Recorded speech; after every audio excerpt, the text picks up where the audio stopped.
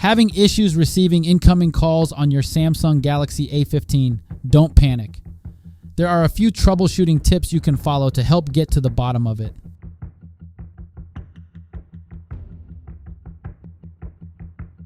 Check for signal strength. Open your phone app and look at the top left corner. How many signal strength bars do you see? If it's low, 1 or 2 bars, this could be the reason for missed calls.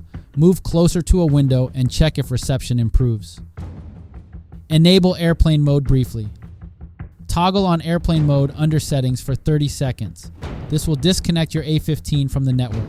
Then turn airplane mode off and wait for the phone to reconnect. Attempting to re-register could resolve call issues. Clear cache partition. Wipe the system cache partition by powering off your A15. Then hold down the volume up button and Bixby button together while you press and release power. Use volume keys to select wipe cache partition and press power to confirm. This fixes underlying glitches. Check if Do Not Disturb is on. See if Do Not Disturb is enabled under Quick Settings or Settings.